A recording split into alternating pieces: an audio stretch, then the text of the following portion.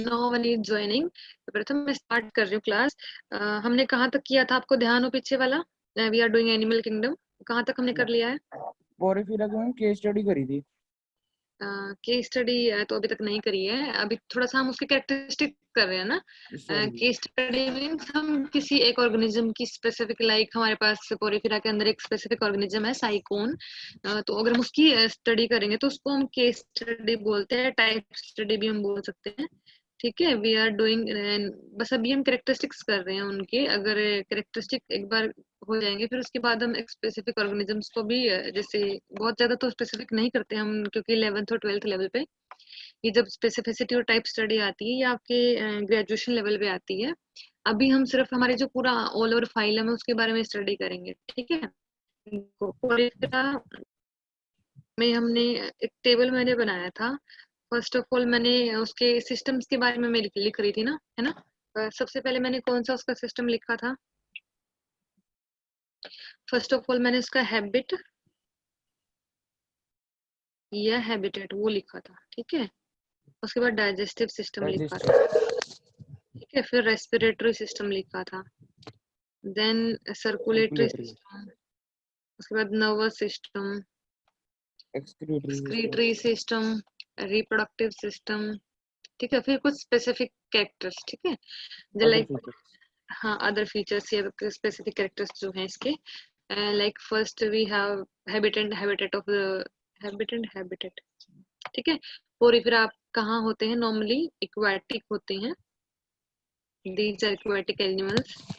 और इनकी जो है, ये तो इनका हैबिटेट हो गया। हैबिट से अगर बात करें तो सेडेंटरी होते हैं। सेडेंटरी मतलब किसी भी स्पेसिफिक सबस्ट्रेटम पे अटैच होंगे। सेडेंटरी को हम क्या बोलेंगे? Attached to, attached with substratum. Okay, second point क्या होता है इसकी हैबिट्स में? ये कॉलोनियल होंगे या तो सॉलिटरी, या तो सोलिटरी होंगे। ठीक है, डाइजेस्टिव सिस्टम नहीं होता है, कैनाल सिस्टम होता है, वाटर कैनाल सिस्टम उसको बोलते हैं। और इन कैनाल सिस्टम यहाँ तक रेस्पिरेटरी भी, सर्कुलेटरी भी, इसी और एक्सक्रीटरी भी, तीनों काम कौन करेगा? कैनाल सिस्टम करता है। ठीक है, नर्वस सिस्टम कंप्लीटली एब्सेंट होता है। उसके बाद रिप्रोडक्टिव सिस्टम में हमने 3 पॉइंट्स करने होते हैं। मैंने तीनों पॉइंट्स आपको क्लियर बताए थे कि कौन कौन से वो 3 पॉइंट्स होते हैं। फर्स्ट ऑफ ऑल क्या था रिप्रोडक्टिव में, अगर ध्यान हो आपको, किस तरह के ये ऑर्गेनिजम्स है? हाँ, हर्माफ्रोडाइट है। ठीक है, हर्माफ्रोडाइट का मतलब होता है कि बाइसेक्सुअल है। ओके, सेकंड पॉइंट था फर्टिलाइजेशन कैसी? हाँ, फर्टिलाइजेशन कैसी है? इंटरनल। ओके, और उसके बाद डेवलपमेंट कैसी थी? इनडायरेक्ट। सॉरी, इसमें इनडायरेक्ट थी। हाँ, इनडायरेक्ट डेवलपमेंट थी।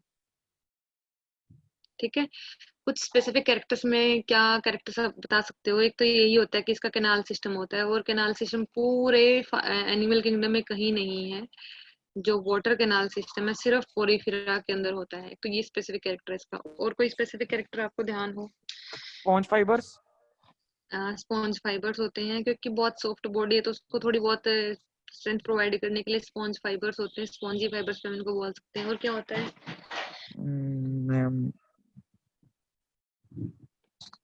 स्पिक्यूल्स, है ना? यस, स्पिक्यूल्स होते हैं। और कोई पॉइंट ध्यान हो? बहुत सारी टाइप ऑफ सेल्स होती हैं इसके पास। ठीक है, उन सेल्स में कोएनोसाइट्स भी होते हैं, है ना? कोएनोसाइट्स होते हैं। उसके बाद इनके पास एक स्पॉन्जोसिल कॉलम सेल्स होती हैं। ठीक है, स्पॉन्जो साइट्स जहाँ पे आ जाता है उसका मीनिंग सेल ही होता है। ठीक है, और स्पॉन्जोसिल कैविटी होती है, उसको हम स्पॉन्जोसिल बोलते हैं।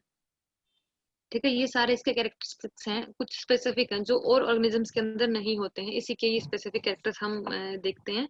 तो वो ये आ गए। ठीक है, उसके बाद हमने सेकंड जो हमारा फाइलम रहेगा वो हम क्या करेंगे? सेकंड फाइलम के बारे में अगर ध्यान हो तो कौन सा है? सिलेंट्रेटा। It's Coelenterata. सॉरी, हाँ, ठीक, कोई बात नहीं, कोई बात नहीं। प्रोनाउंसिएशन में स्टार्टिंग में प्रॉब्लम आती है, मेरा काम ही है आपको करेक्ट करना। अगर कोई गलत बोल रहे हो तो कोई बात नहीं है। सिलेंट्रेटा इसको हम बोलते हैं। पहले सिलेंट्रेटा से पहले एक स्मॉल फाइलम होता है, वो होता है निडेरिया। ठीक है, इट्स निडेरिया। लाइक यहाँ पे जो सी है वो साइलेंट है, जैसे टेरिडोफाइट्स में सी साइलेंट था ना, यहाँ पे सी साइलेंट है, तो हम इसको बोलते हैं निडेरिया। ठीक है, ये फाइलम है। निडेरिया में क्या होते हैं, हैबिटेट हैबिटेट्स अगर हम बात करें तो कैसे होंगे, वही सेम फीचर्स होंगे, एक्वेटिक होंगे। Mostly marine. हाँ मोस्टली मरीन होते हैं, ये भी मोस्टली मरीन होते हैं, मोस्टली मरीन, ये भी मोस्टली मरीन होते हैं। ठीक है, क्योंकि फ्रेश वाटर में ये रह नहीं सकते, ये सबस्ट्रेटम के साथ अटैच होते हैं यूजली। अगर सबस्ट्रेटम के साथ अटैच है तो नॉर्मल सी कंडीशन होती है कि भाई अगर अटैच है तो ये रनिंग वाटर में नहीं अटैच रहेंगे। लाइक अगर रनिंग वाटर है तो उसमें ये फिर साथ में वाटर के स्विम कर जाएंगे, तो इनको प्रॉब्लम आती है, तो ये नॉर्मली मोस्टली मरीन होते हैं, ये भी मोस्टली मरीन होते हैं। बट ये समटाइम्स वो भी हो सकते हैं फ्रेश वाटर में, बट मोस्टली मरीन होते हैं। लाइक इनमें भी फिर वही कंडीशन, सेसाइल होते हैं। Sessile and sedentary are the same conditions attached with substratum. ठीक है, ये कहाँ पे अटैच्ड होंगे, सबस्ट्रेटम के साथ। और उसके बाद दे आर सोलिटरी। हाँ सोलिटरी भी हो सकते हैं और कॉलोनियल। कॉलोनियल, दोनों हो सकते हैं। ठीक है, सोलिटरी एंड कॉलोनियल ये दोनों हो सकते हैं। कॉलोनियल को मुझे मेरे ख्याल से ये टर्म्स बार बार एक्सप्लेन करने की जरूरत नहीं है, हम क्लियर कर चुके हैं फर्स्ट टाइम पे। ठीक है, डाइजेस्टिव सिस्टम कैसा लगता है आपका इनको, कि कैसा होगा, कंप्लीट होगा इनका? इंट्रासेलुलर। हाँ इनका भी इंट्रासेलुलर ही था। ठीक है, इंट्रासेलुलर था। अब इन पे टिश्यू लेवल और ऑर्गेनाइजेशन आ जाती है निडेरिया में, हालांकि जो डाइजेस्टिव सिस्टम है वो इनका इंट्रासेलुलर ही होता है। ओके, और उसके बाद समटाइम्स ये एक्स्ट्रा सेलुलर भी कर लेते हैं डाइजेशन, क्यों? क्योंकि ये थोड़े से एडवांस हैं एज कम्पेयर। एक्स्ट्रा सेलुलर और इंट्रा सेलुलर डाइजेशन क्या होता है ये मुझे पहले एक्सप्लेन करना है। देखो इंट्रा सेलुलर में क्या होता है, लाइक हमारे पास दो सेल्स हैं। ठीक है, यहाँ से फूड आया इस सेल के अंदर, यहाँ से फूड आया इस सेल के अंदर, इस सेल को जितना फूड मिला इसने डाइजेस्ट कर लिया, इस सेल को जितना फूड मिला इसने डाइजेस्ट कर लिया। ठीक है, ये है इंट्रासेलुलर डाइजेशन। आपस में एक्सचेंज ये नहीं करती हैं, और अगर करेंगी, करती भी हैं, तो सेल्स टू सेल्स ही होगा, कोई कैविटी नहीं होगी। और एक्स्ट्रा सेलुलर क्या होता है, लाइक इंटेस्टाइन है, ये मैंने इसका ट्रांसवर्स लिया है, ये हमारी इंटेस्टाइन है, यहाँ पे सेल्स हैं। डाइजेशन जो होगा, ये कैविटी जो है, इस कैविटी में डाइजेशन होगा। ठीक है, ये सेल्स हैं जो हमारी, सेल्स के अंदर डाइजेशन नहीं हो रही है।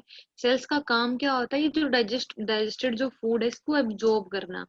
देखो इन्होंने एज सच फूड लिया है, एब्जॉर्ब किया, उसके बाद डाइजेस्ट किया है। बट यहाँ पे क्या होता है एक्स्ट्रा सेलुलर में, कि जो डाइजेशन होती है वो एक्स्ट्रा सेल्स के बाहर, एक्स्ट्रा सेलुलर नाम से पता चलता है ना, सेल के बाहर हो रही है, कैविटी के अंदर होती है। And that from that cavity these cells absorb the digested material. ठीक है, एक्स्ट्रा सेलुलर और इंट्रा सेलुलर में अब तो कंफ्यूजन नहीं होगी ना? No ma'am. ओके, उसके बाद रेस्पिरेटरी सिस्टम कैसा लगता है इनका होगा?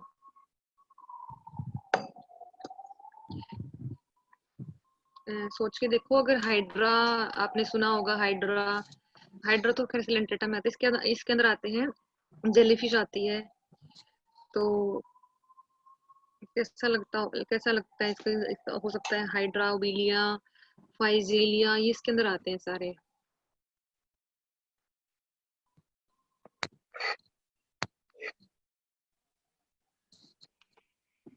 ठीक है, ये सारे इसी के अंदर आते हैं, निडेरिया और आप जो बोल रहे थे सिलेंट्रेटा।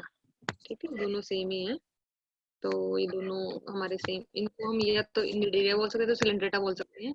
इनका जो रेस्पिरेटरी सिस्टम होता है वो इनके अंदर भी कोई बहुत ज्यादा एडवांस नहीं है, तो एब्सेंट ही रहता है। जैसे रेस्पिरेटरी सिस्टम, थोड़ा सा हमारा ये चार्ट इम्बेलेंस हो गया, मुझे थोड़ा सा इसको अरेंज करना है, 1 मिनट के लिए, 1 सेकंड रुको।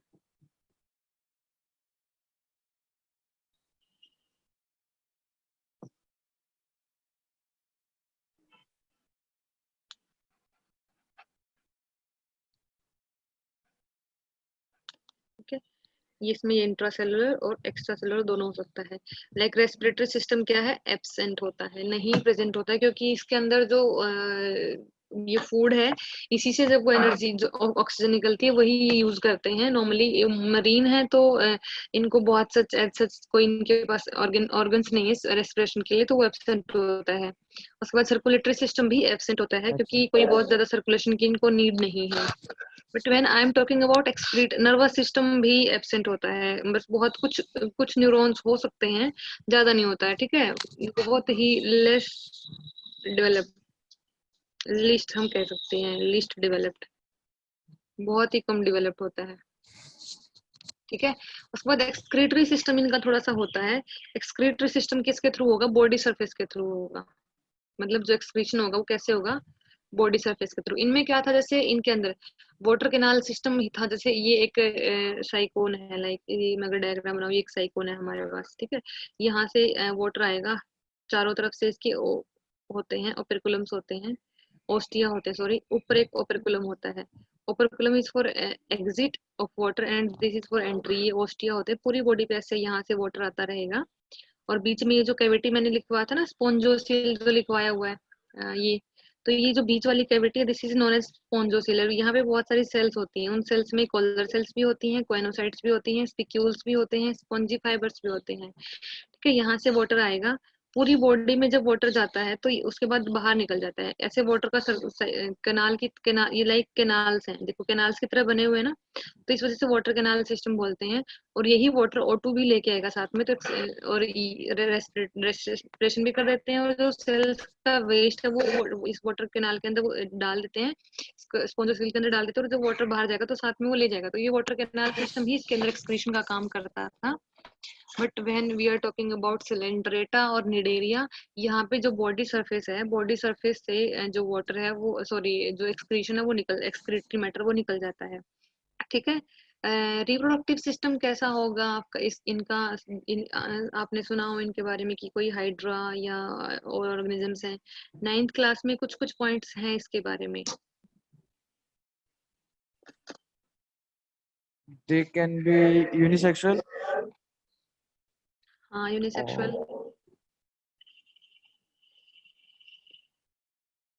इसमें क्या होता है नॉर्मली, इसमें दो स्टेजेस चलती हैं लाइफ में, इनकी लाइफ की दो स्टेजेस चलती हैं, एक पोलिप होती है,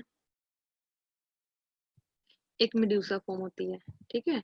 ये जो पोलिप और मेड्यूसे फॉर्म है ना, ये जो पोलिप है ये सेक्सुअली फॉर्म है, सेक्सुअली ये दोनों फॉर्म में रहेंगे, पोलिप फॉर्म में भी रहेंगे, मेड्यूसे फॉर्म में भी रहेंगे। जो पोलिप है वो सेक्सुअली प्रोड्यूस होगा, ठीक है। जो मेड्यूसे हैं नॉर्मली वो होते हैं बडिंग से, और वो जो मेड्यूसे हैं, और जैसे पोलिप है वो सेक्सुअली होते हैं normally, but medusae normally budding से बनते हैं, ये भी सेक्सुअली होते हैं। बट जब फॉर्मेशन की बात आती है तो ये नॉर्मली बडिंग से बनते हैं। लाइक हमारे पास कोई कोई ये हाइड्रा है, ये हाइड्रा कोई प्लांट की तरह होते हैं, ऐसे ऐसे बिल्कुल, जैसे लाइक हमें लगेगा कि कोई ग्रास है, अगर हम हाइड्रा को देखेंगे तो ग्रास की तरह दिखता है बिल्कुल। ये हाइड्रा है, और यहाँ से इसका ये एक बड निकल गया है, एक बड जाके एक पूरी यहाँ से पूरा कट होने के बाद, और ये जो फॉर्म थी ये अलग ऑर्गेनिज्म की फॉर्म में डेवलप हो जाएगा, लाइक वेजिटेटिव प्रोपेगेशन जैसे होती है, तो इनके अंदर बडिंग होती है। तो पॉलिप एंड मेड्यूसा दो फॉर्म रहती हैं नॉर्मली हर एक ऑर्गेनिज्म में। उसके बाद इनके अंदर क्या होता है, ये जो, ये तो हमारी होगी, हर्माफ्रोडाइट ही नॉर्मली होते हैं, मेल और फीमेल दोनों एक ही उसमें होते हैं, यूनिसेक्सुअल नहीं होते हैं, ठीक है। उसके बाद फर्टिलाइजेशन कैसी लग रही है आपको? जब ऑर्गेनिज्म अलग अलग फॉर्म में है, कई बार सेक्सुअली पॉलिप एक दूसरे ऑर्गेनिज्म के ऊपर है, मान लो हाइड्रा का ही है, हाइड्रा का एक प्लांट है, एक सॉरी एक एनिमल है, ये प्लांट की तरह दिखते हैं, तुम्हें बार बार प्लांट मुझसे बोला जा रहा है, ये जैसे प्लांट्स हैं, सॉरी एनिमल्स हैं, ये क्या करते हैं, एक फॉर्म, एक प्लांट पे में भी पॉलिप हो सकते हैं, एक ऑर्गेनिज्म पे में भी मेड्यूसे हो सकते हैं। तो क्या होगा, ये जो डिफरेंट डिफरेंट फॉर्म्स हैं, तो यहाँ पे, यहाँ से इसको ट्रांसफर करने के लिए, लाइक पोलन ग्रेन्स ट्रांसफर होते हैं, तो यहाँ पे भी ट्रांसफर करने के लिए गैमेट्स को, तो जो फर्टिलाइजेशन है वो एक्सटर्नल होती है यूजली, ठीक है। फर्टिलाइजेशन इसके अंदर एक्सटर्नल होगी, और जो एक्वेटिक होते हैं उनके अंदर नॉर्मली एक्सटर्नल ही होती है।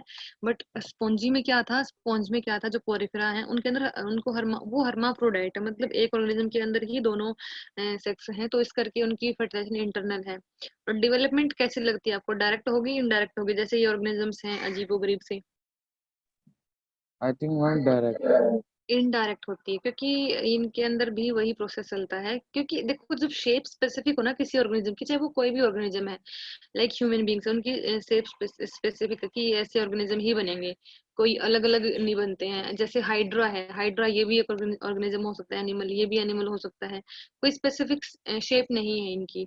तो अगर स्पेसिफिक शेप ही नहीं है तो फिर वो अडल्ट है जो वो उनका यंग वन है उससे कैसे मैच करेगा ना। तो डेवलपमेंट नॉर्मली इनडायरेक्ट होती है, लोअर ऑर्गेनिजम्स के अंदर इनडायरेक्ट ही होती है, हायर जो ऑर्गेनिजम्स है उनके अंदर डायरेक्ट जाती है।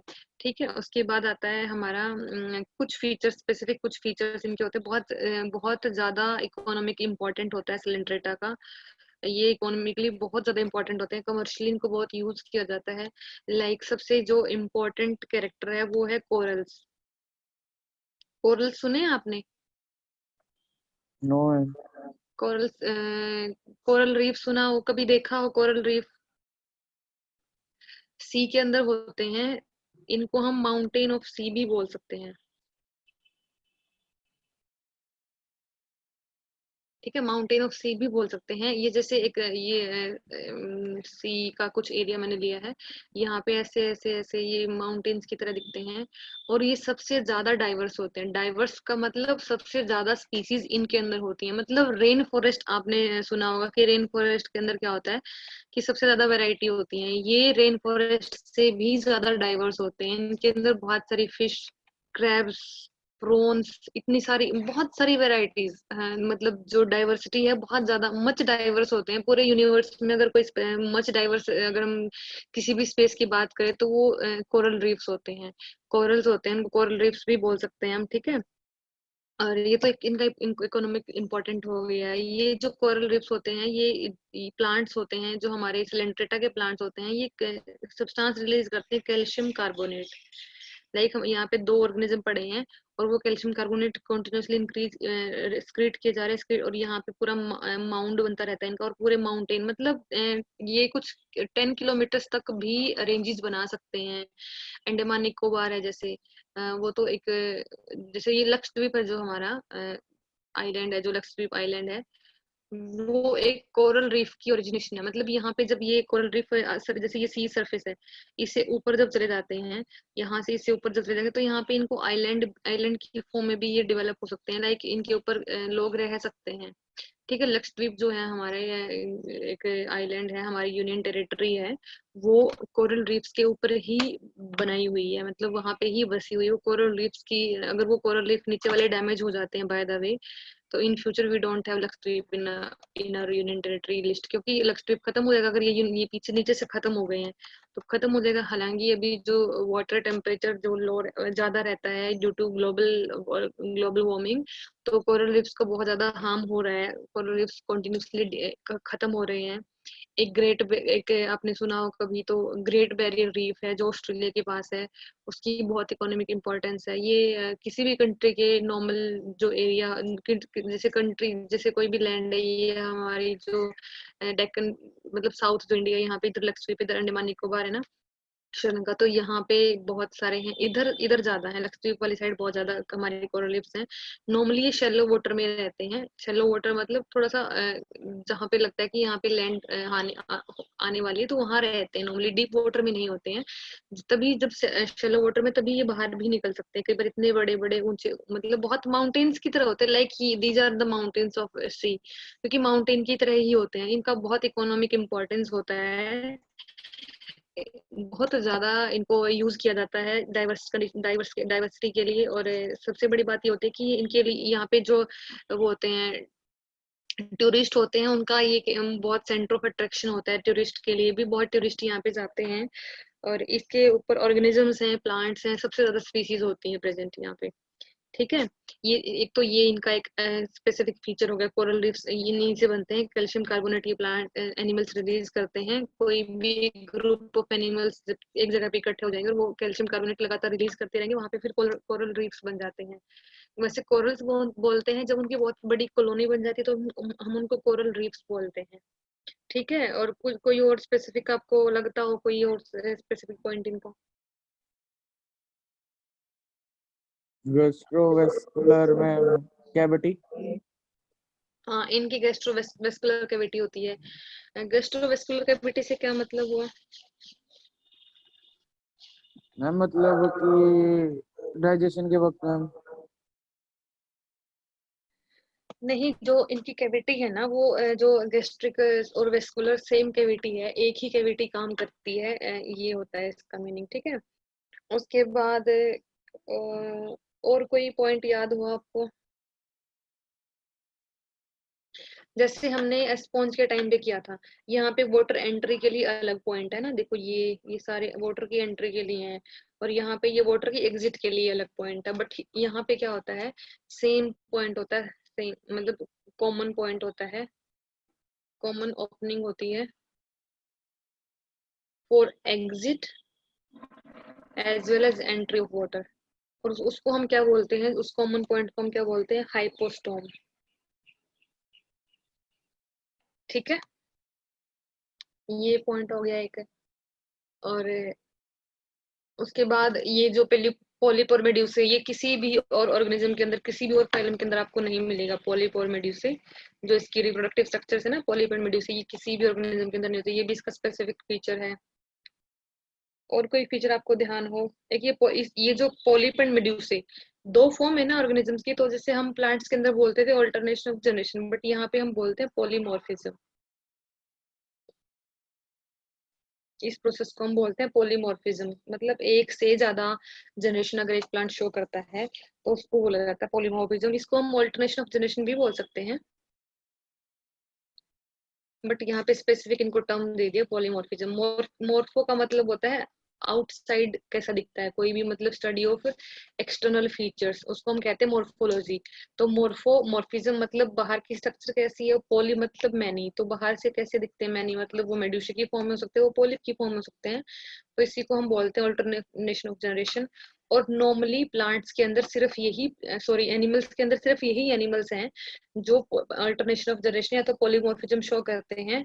और कोई फाइलम में आपको पॉलीमॉर्फिज्म शो नहीं, कोई पॉलीमॉर्फिज्म नहीं दिखेगा कि कोई भी है वो पॉलिप की फॉर्म में भी है, मेडुसा की फॉर्म में, या कोई कोई और अनदर फॉर्म्स है, नहीं होता है। इसी के अंदर अल्टरनेशन ऑफ जनरेशन चलती रहती है। हाँ, लार्वे प्यूप पे चलते रहेंगे, वो अल्टरनेशन ऑफ जनरेशन उसको नहीं कहेंगे, उसको हम इनडायरेक्ट डेवलपमेंट कहेंगे, बट डिफरेंट फॉर्म्स नहीं रहती हैं। ठीक है,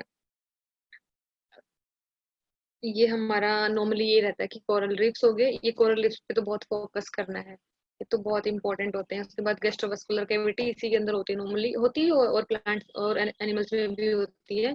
उसके बाद कॉमन ओपनिंग होती है exit and entry of water के लिए, उसको हम हाइपोस्टोम बोलते हैं।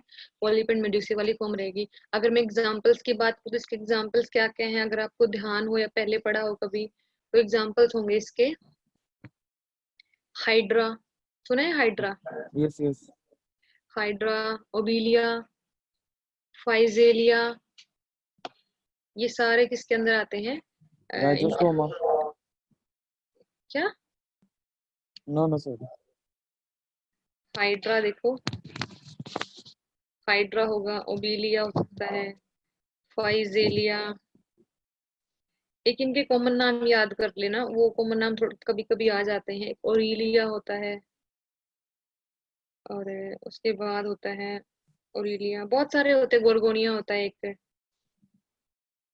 ठीक है, ये सारे इसके एग्जाम्पल्स होते हैं। अगर मैं बात करूँ स्पॉन्ज के एग्जाम्पल्स, वो कौन कौन रहेंगे? साइकोन, पोरिफेरा में साइकोन एग्जाम्पल्स, अगर हम अलग से पॉइंट बनाएं तो साइकोन होते हैं। उसके बाद स्पॉन्जिल्स होते हैं, इसके स्पॉन्ज जैसे होते हैं सारे, स्पॉन्जिल्स हैं, साइकोन से, यूज स्पॉन्जिया है, सारे स्पॉन्ज जैसे से नाम है, क्योंकि सारे स्पॉन्ज जैसे ही ऑर्गेनिजम्स होते हैं। इसको हम यूज स्पॉन्जिया को हम बात स्पॉन्ज भी बोल देते हैं। और ठीक है, ये इसके एग्जांपल्स हैं। अब हमें देखना, इसमें कोई पॉइंट ना क्लियर हुआ हो स्लेंट्रेटा में? हो गए हैं। हो गए हैं, चलो ठीक है। अब हम करते हैं हमारा नेक्स्ट जो फाइलम है, स्लेंट्रेटा के जैसा सा है वो, उसमें थोड़ा सा डिफरेंस रहेगा, उसको हम बोलते हैं टीनोफोरा। उसमें कुछ स्पेसिफिक फीचर्स हैं जो इससे थोड़ा सा डिफरेंट हैं। लाइक इसको एक तो इसमें टी साइलेंट, सी साइलेंट रहेगा, इसको हम टीनोफोरा बोलते हैं। ठीक है, इसमें इसमें नॉर्मली जेलीज वाले ऑर्गेनिजम्स आते हैं। सबसे पहले इसकी हैबिट एंड हैबिटेट के बारे में बात करेंगे तो एक्सक्लूसिवली मरीन होते हैं, मतलब बहुत सारे ही टाइप ऑफ मरीन है। ठीक है, एक्सक्लूसिवली, एक्सक्लूसिवली मरीन होते हैं। और उसके बाद ये जो होते ये नॉर्मली एंडोपैरासाइट होते हैं। अभी तक हमने ये नहीं किया था ना एंडोपैरासाइट। एंडोपैरासाइट का मतलब है किसी भी होस्ट के इनसाइड रहेंगे। ठीक है, दो कैरेक्टर्स होते हैं, एंडो एंड एक्टो। एक एंडो पैरासाइट होते हैं, ये एक्टो हालांकि नहीं है, बट कुछ एक्टो पैरासाइट्स भी हो सकते हैं। उनको बोलते हैं कि होस्ट की आउटसाइड बॉडी पे रहते हैं। लाइक इसमें एग्जांपल होती है डिजीज जो लीच होती हैं, और टिक्स होते हैं जो डॉग्स के ऊपर टिक्स होते हैं। ठीक है, लाइसिस होती हैं जो ह्यूमन हेयर्स में मिलती हैं। तो ये सारे होते हैं एक्टोपैरासाइट्स के एग्जांपल। मतलब वो होस्ट कोई भी है, चाहे वो प्लांट है, चाहे वो एनिमल है, चाहे वो ह्यूमन बींग से कोई भी है, उसके बाहर रहेंगे। एक्टो मतलब बाहर ही रहेंगे, बाहर से। पैरासाइट मतलब उसके ऊपर डिपेंड। ठीक है, और एंडो मतलब होस्ट के इनसाइड। लाइक हमारे पास बहुत सारे ऐसे ऑर्गेनिजम्स होते हैं जो हमारी बॉडी के अंदर रहेंगे। अगर एक एंडोपैरासाइट का एग्जांपल मैं आपको बताऊं तो जैसे प्लाज्मोडियम है। ठीक है, जो हमें मलेरिया कोज करता है प्लाज्मोडियम, तो वो एंडोपैरासाइट्स होते हैं। ठीक है, वो होते हैं प्लेटी हेलमिन्स। नॉर्मली सारे प्लेटी हेलमिन्स वो सारे एंडोपैरासाइट्स ही होते हैं। इंट्रासेलुलर हमारी जो इंटेस्टाइन उसके अंदर रहेंगे। ठीक है, तो इनका ये पॉइंट होगा कि ये एंडोपैरासाइट्स हैं, एक्सक्लूसिवली मरीन हैं। और कोई कैरेक्टर हो इनका जो आपको लगता हो?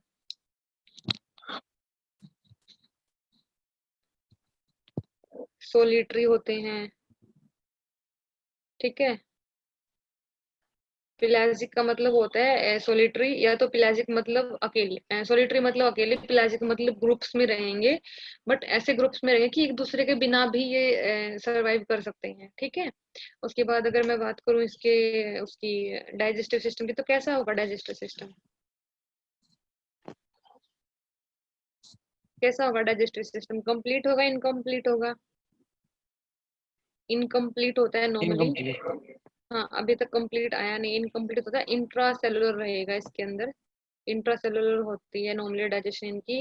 एक्स्ट्रा सेलुलर भी हो सकती है, इंट्रा सेलुलर भी। एक होती है इंट्रा सेलुलर, थोड़ी सी लोअर है, लोअर कैटेगरी में आती है, बट एक्स्ट्रा सेलुलर थोड़ी सी एडवांस में आती है। तो यहाँ पे जब एक बार सिलेंडर डेटा में एक्स्ट्रा सेलुलर आ गई है, तो नॉर्मली एक्स्ट्रा सेलुलर ही चलती रहेगी, यूजुअली ऐसा ही होता है। उसके बाद रेस्पिरेशन कैसा रहेगा? रेस्पिरेटरी सिस्टम एब्सेंट है, वाटर में है, एचएस कोई नीड नहीं है। सर्कुलेटरी सिस्टम कंप्लीटली एब्सेंट होता है। एक्सक्रीटरी सिस्टम वही जैसा हमारे मैंने बताया था ना कि टिनोफोरा से कुछ कैरेक्टर्स, टिनोफोरा के कैरेक्टर सिलेंड्रेटा से मिलते जुलते हैं। तो वही जैसे मैं इसका भी साथ साथ में दिखाऊंगा आपको। तो देखो यहाँ पे क्या है, जो एक्सक्रीटरी सिस्टम वो किससे होगा? बॉडी सरफेस से। जैसा उसके अंदर था यहाँ पे बॉडी सरफेस से होगा। और नर्वस सिस्टम सेम, कुछ लिस्ट डेवलप्ड होता है, और सिर्फ कुछ न्यूरॉन्स होते हैं। पूरा सिस्टम नहीं डेवलप होता, सिर्फ कुछ न्यूरॉन्स होते हैं। और रिप्रोडक्टिव सिस्टम की अगर हम बात करें, तो ये कैसे होते हैं? हर्माफ्रोडाइट भी होते हैं, और वो भी होते हैं, यूनिसेक्सुअल भी होते हैं। हर्माफ्रोडाइट्स भी रहेंगे, यूनिसेक्सुअल भी रहेंगे। फर्टिलाइजेशन के अंदर कैसी थी? एक्सटर्नल थी ना, तो यस इनके मैम। अंदर भी कैसी होगी? फर्टिलाइजेशन एक्सटर्नल ही होगी। कुछ पॉइंट्स हैं जहाँ पे वो स्पेशल फीचर्स में आएंगे सिर्फ, नहीं तो मोस्टली ये इसके जैसे ही होते हैं। उसके बाद जो डेवलपमेंट है वो कैसी थी वहां पे? इनडायरेक्ट थी ना, यहाँ पे भी इनडायरेक्ट होगी। अब कुछ फीचर्स हमें देखने हैं जो स्पेसिफिक हैं इनके। वो क्या होते हैं? इनकी लोकोमोशन होती है इसके अंदर। वर्टिकल रोज होती हैं, वर्टिकल रोज में नॉर्मली वो होती हैं, कॉम्प्लेट्स होती हैं। लाइक एक जेलीफिश है, उसमें क्या होता है? जेलीफिश में जैसे ये एक जेलीफिश है, ऐसे ऐसे ऐसे पूरी उसके अंदर वर्टिकल रोज होती हैं। 8 होती है नॉर्मली। 8 वर्टिकल रोज होंगी, और उनकी वजह से ये क्या करता है? लोकोमोशन करता है। इनके अंदर लोकोमोशन वाला कैरेक्टर आ गया अभी, है ना। इनके अंदर अभी तक लोकोमोशन वाला कोई कैरेक्टर नहीं था यहाँ तक, है ना। इनके अंदर लोकोमोशन एक कैरेक्टर आ गया है। उसके बाद सेकंड जो वो रहेगा इनका कुछ कैरेक्टर की अगर हम बात करें, तो इनके अंदर ये जो, हाँ, ये जो वर्टिकल है प्लेट्स हैं, इनको हम बोलते हैं कॉम प्लेट्स। और सीलिया जैसी होती है, सीलिया है ना, जैसे सीलिया होते हैं कि स्पेसिफिक हेयर लाइक स्ट्रक्चर, ऐसी होती हैं ये कॉम प्लेट्स होती हैं। और इसके अंदर बायोल्यूमिनेसेंस होता है, ये सबसे मेन पॉइंट है इनका, बायोल्यूमिनेसेंस।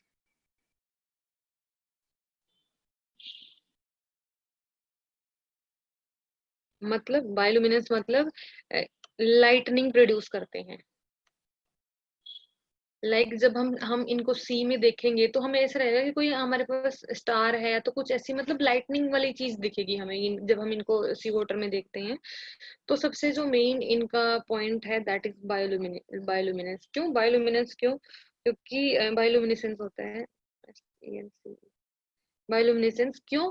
क्योंकि लाइटनिंग यही ऑर्गेनिज्म प्रोड्यूस करते हैं एनिमल किंगडम के अंदर, और कोई प्रोड्यूस नहीं करता है।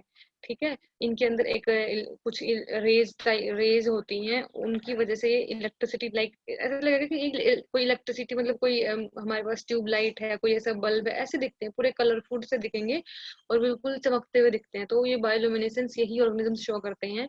इनको इसी वजह से अलग रखा गया है सिलेंट्रेटा से, अदरवाइज इनके सारे कैरेक्टर सिलेंट्रेटा जैसे होते हैं। और ये हालांकि इनके अंदर लोकोमोशन है, देखो उसके अंदर लोकोमोशन लोकोमोशन इतनी नहीं थी, इनके अंदर लोकोमोशन है।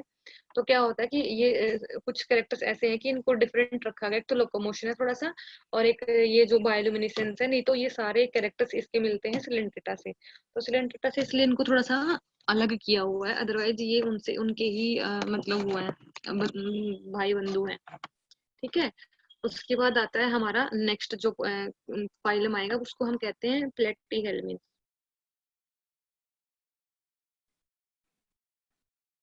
प्लेटीहेल्मिन्थिस, या तो प्लेटीहेल्मिन्थ्स भी बोल सकते हैं, प्लेटीहेल्मिन्थिस भी बोल सकते हैं। ये इसमें कोई बहुत डिफरेंस नहीं है। और इनका जो कॉमन नेम है that are known as flat worms. नाम से ही पता चल गया, वॉर्म्स मतलब जो हम हमारी नॉर्मल देसी लैंग्वेज में हम कहते हैं कीड़े टाइप स्ट्रक्चर्स होते हैं ना ऑर्गेनिजम्स, ऐसे यस जो यस। होते हैं, जो थोड़ा सा रेंग के चलते हैं ऐसे, है ना, छोटी छोटी अर्थवर्म। इनकी अर्थवॉर्म की तरह ही, मतलब वॉर्म्स जो होते हैं ना, फ्लैट दिख रही है ना आगे, फ्लैट का मतलब बिल्कुल ऐसे ही, ये तो जैसे गोल है, राउंड वॉर्म है ना, ये जो मैंने बनाया है, बट ये ऐसे होते हैं, ऐसे वॉर्म्स की तरह होते हैं बट बिल्कुल फ्लैट। मतलब लाइक पेज होता है ना हमारा, एक नोटबुक का पेज होता है, इससे भी कई गुना पतले होते हैं समटाइम्स। तो ये इतने पतले ऑर्गेनिजम्स होते हैं, तो इसलिए इनको फ्लैट वॉर्म बोला जाता है। ठीक है, नाम और वॉर्म की तरह होते हैं तो वॉर्म्स इसलिए बोलते हैं, अदरवाइज फ्लैट वो मतलब बहुत ही फ्लैट है, और वॉर्म्स की तरह, इसलिए इनका कॉमन नेम फ्लैट वॉर्म्स होता है। तो कैरेक्टर्स बताओ इसके, क्या लगता है आपको? ये तो मोस्टली क्या मेरे ख्याल से सारे ही हैं जो एंडोपेरासाइट है। एंडोपैरासाइट्स तो आई थिंक मुझे एक्सप्लेन करने की जरूरत नहीं है, मतलब होस्ट के इनसाइड रहेंगे। ठीक है, नॉर्मली एंडोपैरासाइट होते हैं, बहुत ही कम होते हैं जो फ्री लिविंग है। फ्री लिविंग मतलब जो पैरासाइट की तरह काम नहीं कर रहे, नहीं तो नॉर्मली पैरा वो होते हैं एंडोपैरासाइट्स ही होते हैं, और ये बहुत डिजीज करते हैं ह्यूमन बींग्स के अंदर, बहुत ज्यादा डिजीज करते हैं। इसलिए ये हमारे लिए बहुत इंपॉर्टेंट रहते हैं। इंपॉर्टेंट ये इसलिए नहीं कि ये हमें डिजीज कर रहे हैं, इंपॉर्टेंट इसलिए कि ये हमें डिजीज जब करते हैं तो हमें इनका पता होना चाहिए कि कहाँ से इनका इन्फेक्शन हुआ है, कहाँ से ये, तो इन स्टडी के लिए बेसिस पे प्लेटीहेल्मिन्थ का बहुत ज्यादा स्टडी किया जाता है। लाइक हमारे पास इसका फेशियोला होता है, ठीक है, टीनिया होता है, फेशियोला, ऑर्गेनिजम्स को हम बहुत स्टडी करते हैं, इसी वजह से स्टडी करते हैं। अब जब इनको एंडोपैरासाइट है तो फूड बना बनाया मिलता है इनको, है ना, क्योंकि इनको फूड लेने की जरूरत नहीं, इधर उधर जाने की जरूरत नहीं, सिर्फ एक होस्ट के अंदर जाएंगे और वहां पे अपनी पूरी लाइफ काट के चले जाएंगे। तो इससे क्या होता है कि इनका जो डाइजेस्टिव सिस्टम है, इनको बहुत ज्यादा मेहनत करने की जरूरत है, तो इनका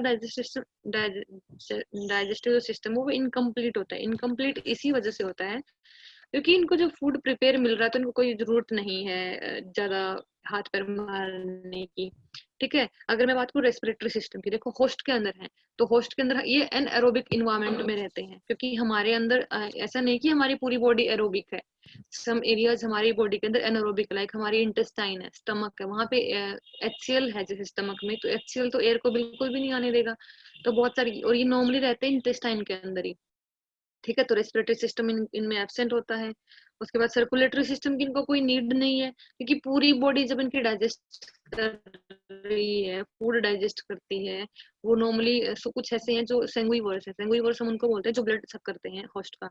कुछ है जो हमारा डाइजेस्टेड फूड खाते हैं, तो इनको ब्लड भी मिल रहा है और फूड भी मिल रहा है, जो इनको खाना है वो अपनी प्रेफरेंस के अकॉर्डिंग खाएंगे।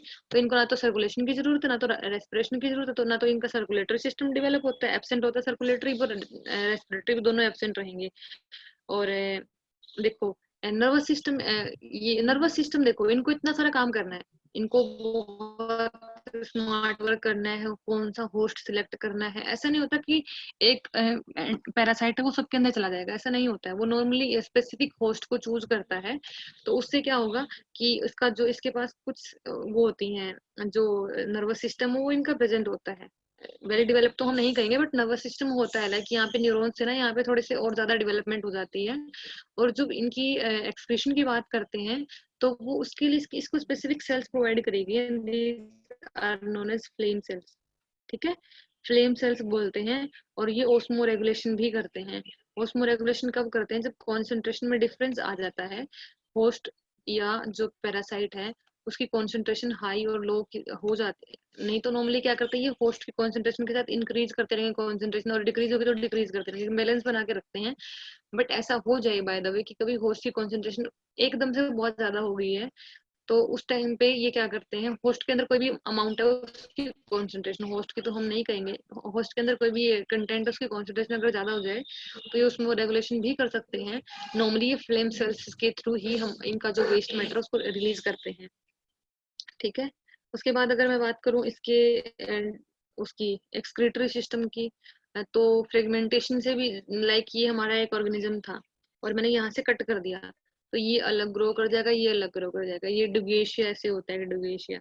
ठीक है, ऐसे होता है। अगर मैं यहाँ से इसको कट कर दूं तो ये अलग, मतलब ये नीचे वाला अपना पोर्शन ले आएगा और ये ऊपर वाला अपना ऐसे माउथ के फॉर्म में डेवलप कर लेगा। तो हमारे पास दो पूरे ऑर्गेनिजम्स बन जाएंगे, ऐसे जो पहले जैसे ऑर्गेनिज्म था वैसे ऑर्गेनिजम्स बन जाएंगे। ठीक है, तो इनके इनके अंदर रीजनरेशन की पावर होती है। तो फ्रेगमेंटेशन से ये क्या कर सकते हैं, इनका जो रिप्रोडक्शन का सिस्टम अगर मैं बात करूँ तो वो कैसा होगा, फ्रेगमेंटेशन से भी कर सकते हैं। और सेक्सुअली कैसा लगता है आपको, कैसा होगा इनका, हर्माफ्रोडाइट होते हैं ये। ठीक है, फ्रेगमेंटेशन से भी कर सकते हैं और हर्माफ्रोडाइट होते हैं। हर्माफ्रोडाइट क्यों होते हैं, इसकी भी एक इम्पोर्टेंस है यहाँ पे। देखो, मान लो कोई भी एक ऑर्गेनिज्म है, होस्ट के अंदर चला गया, वो मेल है। ठीक है, बट वो तो वहीं पे मर जाएगा। फीमेल अगर वहां पे कोई दूसरा ऑर्गेनिज्म नहीं आया होस्ट के अंदर एंडोपैरासाइट की फॉर्म में, फीमेल नहीं आया तो उनकी तो जनरेशन वहीं पे खत्म हो जाएगी।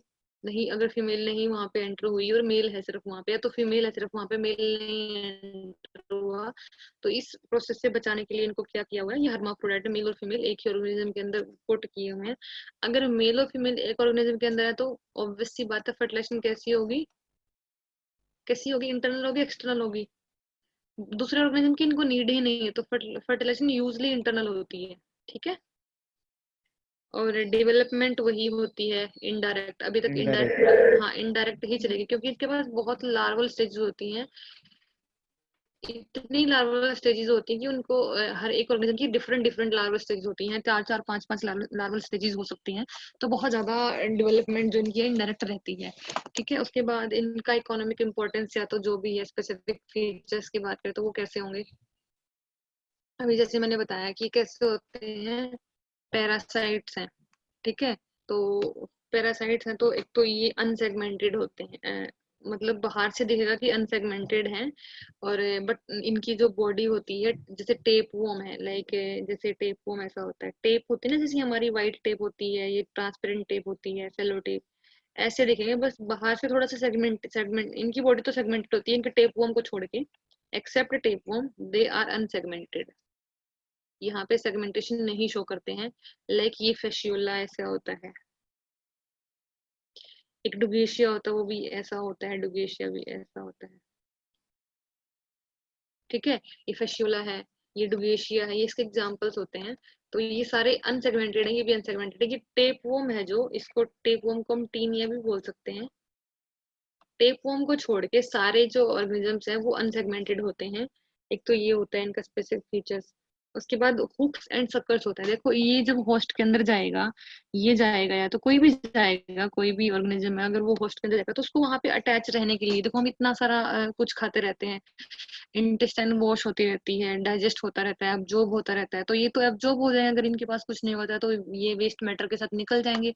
बट ये बहुत स्मार्ट है क्योंकि इनके अंदर नर्वस सिस्टम है, अभी इनका दिमाग चलता है। तो ये क्या करेंगे, यहाँ पे हुक्स होते हैं इनके ऐसे, हुक्स की फॉर्म में क्या, ये हुक्स पूरे ऐसे सर्कल पे होते हैं इनके माउथ के चारों ओर, और ये जैसे ये हमारी होस्ट की जो इंटेस्टाइन है, यहाँ पे इन हुक्स के थ्रू हुक्स हमारी बॉडी के अंदर पुट कर देंगे, और हुक जैसे हुक होते हैं हमारे घर पे क्लोथ्स टांगने के लिए, तो ऐसे ही ये उनकी अपनी बॉडी में हुक की तरह यहाँ पे पूरा डेवलप अपने आप को कर लेंगे। लाइक ये टीनिया है, ये ऐसे होगा पूरा ऑर्गेनिज्म। लाइक फिशुला हो, फिशुला तो वो ऐसे पूरे हुक्स की फॉर्म में बॉडी के अंदर डेवलप हो जाएगा, और यहाँ से ऐसे हुक्स की फॉर्म में वो अपने आप को अटैच रखता है इंटेस्टाइन पे। तो कहीं भी जहाँ पे भी ये होस्ट के अंदर गए हैं, लिवर में गए हैं या तो इंटेस्टाइन में गए हैं, जहाँ पे भी गए हैं अटैच कर जाते हैं हुक्स की फॉर्म में। तो हुक्स वाला जो कैरेक्टर है वो इन्हीं के अंदर है। नंबर 1 तो अनसेगमेंटेड था, एक्सेप्ट टेप फॉर्म। उसके बाद हुक्स है इनके पास, और समटाइम्स शक्कर्स भी हैं। क्यों? क्योंकि इनको ब्लड सक करना होता है। जब ब्लड सक करेंगे तो इनके पास कुछ ऐसी कैपेसिटी भी होनी चाहिए जिसके थ्रू ये ब्लड सक कर सके। लाइक फिशुला है, बहुत ज्यादा ब्लड सक करता है शिप के अंदर से। तो ये जो कैरेक्टर है शक्कर्स का, ये फिशुला के अंदर होता है।